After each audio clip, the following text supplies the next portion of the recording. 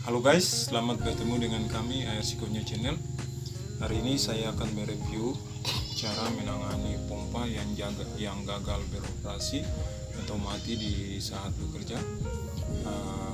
Saya sengaja mereview video ini untuk melengkapi video pertama saya dengan judul Tukang Tempel Ban Memperbaiki Pom Submersible.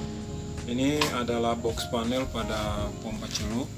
Di sini adalah aliran listrik dari colokan dan masuknya di sini, lalu selanjutnya menuju ke mesin. Jadi teman-teman, langkah pertama yang harus teman-teman ketahui, teman-teman harus pastikan bahwa colokan pada boxnya berfungsi dengan memeriksakan kondisi kabelnya apakah putus atau tidak. Dan langkah kedua, teman-teman harus pastikan bahwa stop kontak powernya ketika mencolok, powernya harus menyala. Tapi kalau powernya tidak bernyala, berarti ada gagal sistem pada box. Jadi teman-teman harus memeriksakan kondisi box. Teman-teman mulai dari colokan 4 kabel dari panel mesin, teman-teman harus pastikan satu persatu. Dan teman-teman harus memakai alat elektromagnet seperti ini, multitester, untuk mengetahui alat-alat ini berfungsi atau tidak.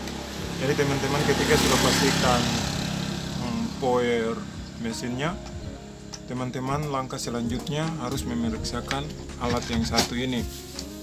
Ini adalah kapasitor dengan kode seperti ini. Tergantung masing-masing mesin, kapasitornya berbeda-beda guys. Jadi setelah teman-teman memastikan kapasitor aman, teman-teman memeriksakan alat yang satu ini juga. Ini adalah tahanan dari power, dan juga harus dipastikan bahwa kondisinya aman atau tidak. Jadi ketika teman-teman sudah memastikan, langkah selanjutnya teman-teman harus membongkar mesin, karena mesin adalah satu komponen yang dihubungkan dengan panel listrik. Oke. Langkah pertama setelah sudah memastikan panel listriknya, teman-teman harus memastikan kondisi pompanya dalam keadaan baik atau tidak terbakar.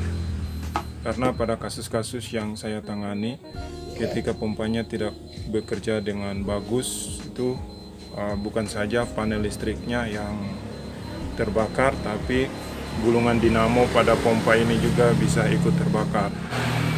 Pada mesin ini memiliki 4 baut pengancing dari luar.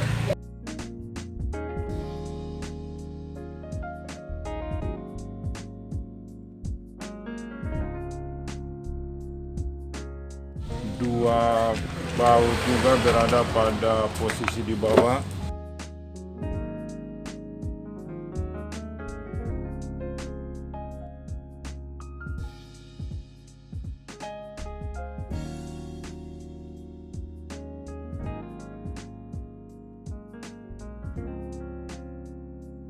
Setelah 2 baut pengikat plat yang menutupi kabel, ada 2 baut juga. Ini berfungsi untuk menahan saringan.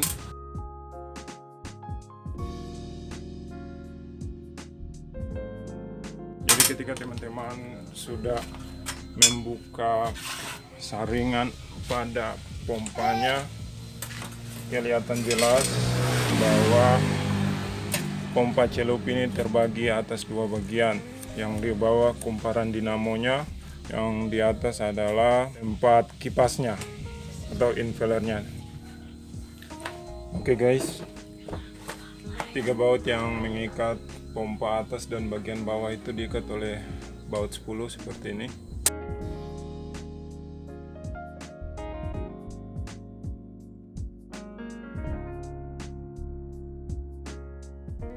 Bagaimana memastikan bahwa dinamonya baik-baik saja atau dalam kondisi terbakar?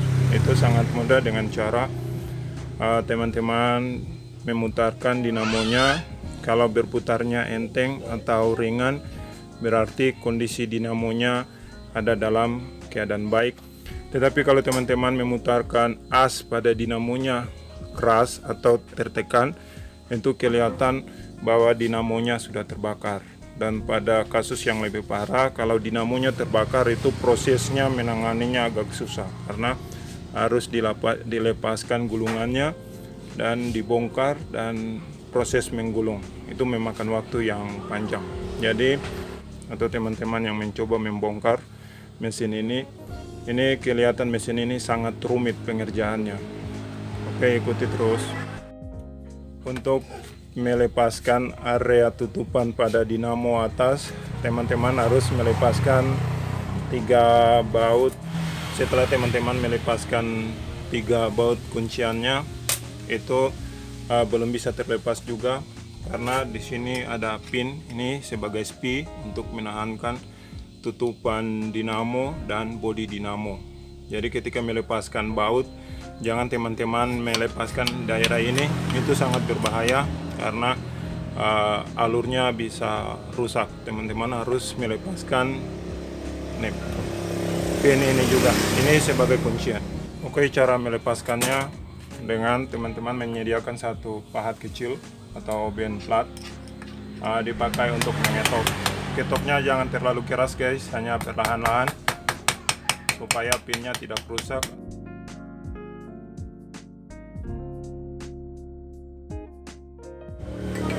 Oke, proses melepaskan pompanya diharapkan harus berdiri karena oli pada pompa celup ini itu berada pada area bawah, area dinamo. Oke guys, tampilan rotor pada dinamonya seperti ini. Kelihatan baut yang memakai kuncian oben plat. Dari bautnya terbuat dari kuningan ini adalah tempat untuk mengisi oli. Tapi di sini saya akan menunjukkan tutorial menangani pompa yang mati, proses membongkarnya dari mana sampai ke mana. Jadi saya juga harus mereview cara melepaskan tutupan luar daripada atas dinamo ini. Ini pekerjaan yang paling teliti dan diharapkan harus ekstra hati-hati dengan pekerjaan yang sedang Anda lakukan. Oke guys, jadi ini kelihatan dinamonya atau as dinamonya bagian atas.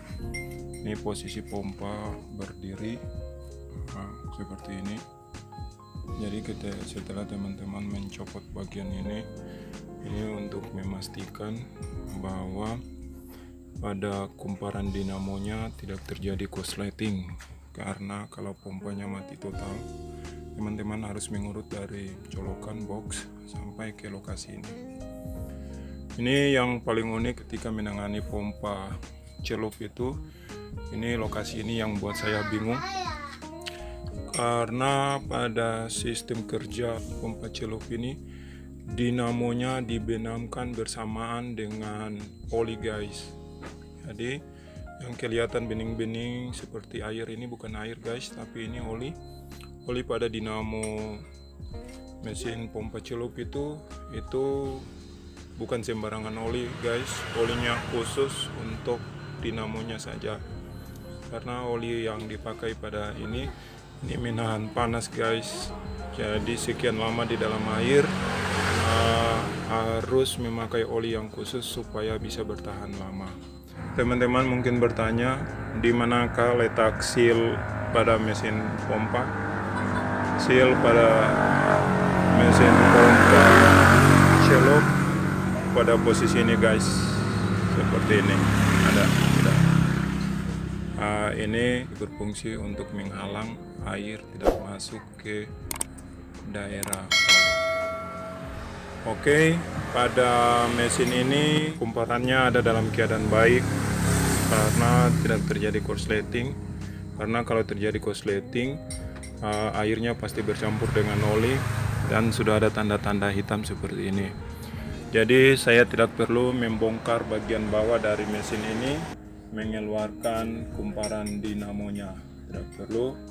Ketika teman-teman mencoba membongkar, jangan lupa untuk mengingat posisi bautnya satu persatu supaya waktu merangkai bisa terpasang dengan benar, supaya proses menghidupkan mesinnya bisa berhasil. Bagi teman-teman yang sudah melakukan pembongkaran, ketika proses untuk memasangkan jangan lupa posisi pada tutupan ini harus dengan benar, harus disetel tutupan bautnya di atas bersama dengan lubang pinnya di bawah supaya waktu pemasangan bisa dengan benar. Setelah proses perangkaian, tutupan, seal, penahan, ring, semua ketika sudah berjalan, teman-teman harus pastikan lubang pinnya untuk menaruh pin yang ini harus sejajar pada bodi luar dari dinamo dan tutupan atas pada dinamo, karena ketika dua lubang tidak bersinkron dengan benar, memasangkan pin ini tidak bisa masuk dengan benar. Oke, semoga video yang saya review buat teman-teman bisa bermanfaat, dan doakan kami ARC Konyo Channel semoga berhasil. Kalau teman-teman suka dengan konten video yang saya upload, yang saya berikan, jangan lupa dukung kami dengan cara like, subscribe, komen, dan share menjadi tontonan bagi teman-teman yang lainnya. Oke teman-teman, setelah proses identifikasi pada mesin submersible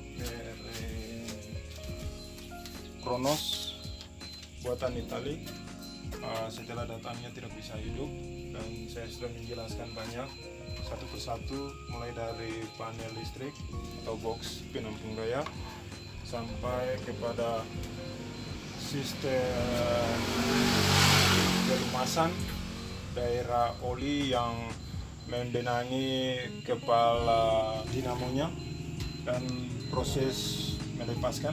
Setelah semua sudah selesai, sekarang kita mencoba apakah pompa yang awalnya datangnya mati apakah bisa bekerja. Oke, kita lihat.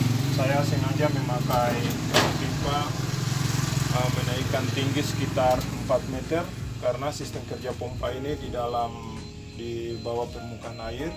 Jadi saya sengaja melakukan proses ini untuk mengetahui kekuatan pompa di dalam air, kekuatannya mendorong airnya ke atas sampai di mana.